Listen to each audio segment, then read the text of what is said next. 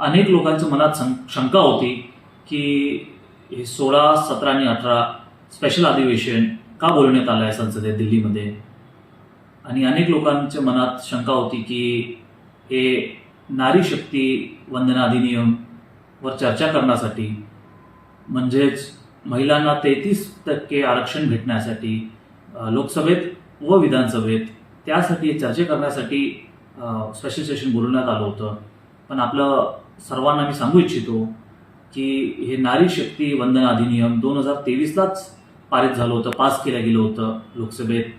त्यावेळेस श्रीमती सोनियाजी गांधी त्यांनी संसदेत स्वतः भाषण करताना बोललं होतं की पूर्ण समर्थन आहे काँग्रेस पक्षाच्या, भारतीय राष्ट्रीय काँग्रेसच्या या बिलासाठी, आणि 33% जे आरक्षण आहे त्याचा विरोध आम्ही कोणीच करणार नाही. आणि 458 वोट्सने ते पास झालं होतं लोकसभेत व राज्यसभेत.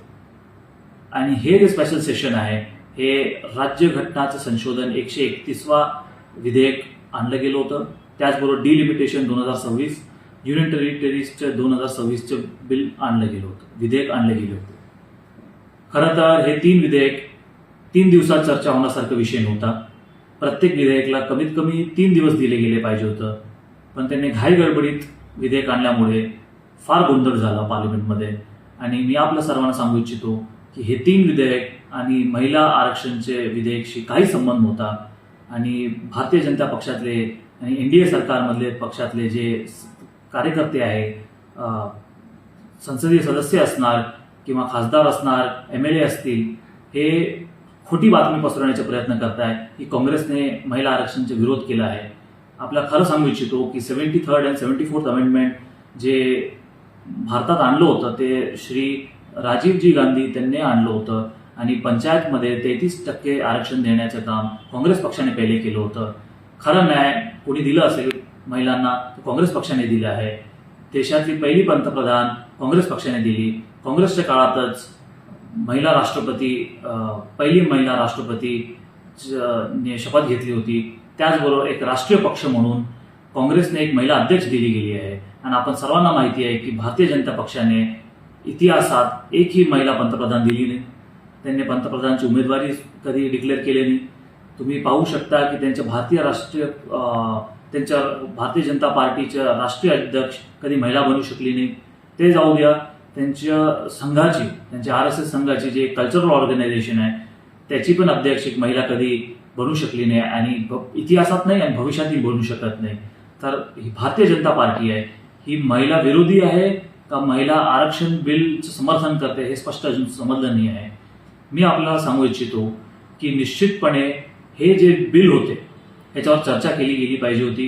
3rd डिलिमिटेशन जे 1972 मध्ये आणलं गेलं होतं, त्यावेळेस 543 सीट्स वाढवण्यात आले होते. त्यावेळेस अशी चर्चा झाली होती की जे दक्षिणचे राज्य आहे त्यांच्यावर अन्याय होणार आणि उत्तरचे जे राज्य आहे त्यांच्यावर त्यांची सीट जास्तीत संख्येने वाढणार. तर त्यासाठी एक फ्रीज आणलं गेलं होतं, त्यावरती थांबवण्यात आलं होतं, स्टे दिलं गेलं होतं. तर त्यावेळेस अशी चर्चा झाली होती की जे दक्षिणचे राज्य आहे त्यामध्ये त्यांनी फॅमिली प्लॅनिंग प्रोग्राम केली आहे, लोकसंख्या नियंत्रण करण्यासाठी अनेक प्रोग्राम राबवले आहेत केंद्र सरकारचे व राज्य सरकारचे. पण उत्तरचे जे प्रदेश आहे, उत्तरचे जे राज्य आहे त्यांनी ते राबवण्यात आले नाही, म्हणून ते फार अंतर येणार. त्यासाठी ते स्टे दिलं गेलं होतं. 2002 मध्ये डिलिमिटेशन आणलं गेलं होतं. त्यावेळेसचे भारतीय जनता पक्षाचे लॉ अँड जस्टिसचे मिनिस्टर अरुण जेटली साहेब त्यांनी पण कंटिन्यू केलं होतं स्टे. त्यांनी सांगितलं होतं की हे अंतर फार वाढून येईल, त्यासाठी हे जे लोकसभेची सीट आहे ते वाढवण्यात येऊ शकत नाही. आणि त्यांनी 2026 पर्यंत लांबणीवर केलं होतं. निश्चितपणे डिलिमिटेशन 2026 में होणार होती.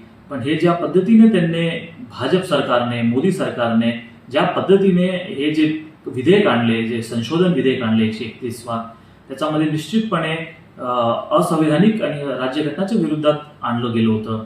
ज्या पद्धतीने त्यांनी सीट वाढवण्याचे प्रयत्न केले, त्या पद्धतीने त्यांनी सेन्ससची जी परिभाषा आहे, डेफिनेशन, ते चेंज करण्याचे प्रयत्न केलं. निश्चितपणे दिसून येतं की त्यांच्या मनात महिला आरक्षण विरोधात त्यांची काही भावना नव्हती. त्यांना राज्यघटना वारंवार चेंज करण्याची एक फॅशन होऊन गेली आहे. आणि 2011च्या सेन्ससवर त्यांना ते डिलिमिटेशन करायचं होतं. जेव्हा 2026ला डिलिमिटेशन सुरुवात झाली आहे तर लेटेस्ट डेटा नको होतं त्यांना 15 वर्ष जुन्या डेटावरती करायचं होतं. म्हणजे 2026 जाती जनगणना जी होते आहे त्याच्यामध्ये किती ST, SC, OBC त्याचबरोबर किती महिला असणार ते डेटा न घेता त्यांना 2011चा डेटा घ्यायचा होता. मला वाटते फार चुकीच्या पद्धतीने विधेयक आणलं गेलं होतं. आणि म्हणून निश्चितपणे जसं आपण सर्वांनी पाहिलं आहे लोकसभेत त्याची वोटिंग झाली आणि ते विधेयक जे संशोधन विधेयक होतं त्या 2/3 मेजॉरिटी लागते ती भेटली नाही सरकारला. आणि सरकारने विरोधी पक्षाला इतरही कोणत्या पक्षाला विश्वासात न घेता ऑल पार्टी मीटिंग न घेता असे विधेयक आणणं, चर्चा न करता आणि शॉर्टमध्ये चर्चा करून घेणं आणि वोटिंगवर टाकणं माझं फार चुकीची पद्धत आहे. ही लोकशाही पद्धत नाही आहे. आणि निश्चितपणे मला वाटतं याच्यामध्ये लोकशाहीचं नुकसान झालं आहे, महिलांचं नुकसान झालं आहे. आणि मी वारंवार रिपीट करतो की काँग्रेस पक्ष महिला विरोधी नाही आहे, महिला आरक्षण विरोधी नाही आहे. काँग्रेस पक्षच पहिले पक्ष आहे ज्याने 33% आरक्षण दिलं. मागच्या वेळेसही दिलं, आत्ताही आम्ही समर्थन करतो महिला विधेयकचं आणि भविष्यातही करू. आणि निश्चितपणे भारतीय जनता पार्टीचं मनातच होतं की ते विधेयक कालचे जे विधेयक होते ते पारित झाले नाही पाहिजे आणि त्याच्या वोटिंगमध्ये कुठेतरी नुकसान झालं पाहिजे. त्यांची फुल प्लॅनिंग होती का जसं वोटिंग झालं तसंच भारतीय जनता पक्षाचे महिला प्लेकार्ड घेऊन संसदेबाहेर आंदोलन करत होते. म्हणजे ते प्लेकार्ड त्यांनी पहिलेच तयार करून ठेवले होते घोषणेबाजीसाठी. तर निश्चितपणे याच्याने दिसून येतं की भारतीय जनता पक्ष महिला विरोधी आहे, आरक्षण विरोधी आहे आणि लोकशाही विरोधी आहे आणि निश्चितपणे राज्यघटना विरोधी आहे. धन्यवाद.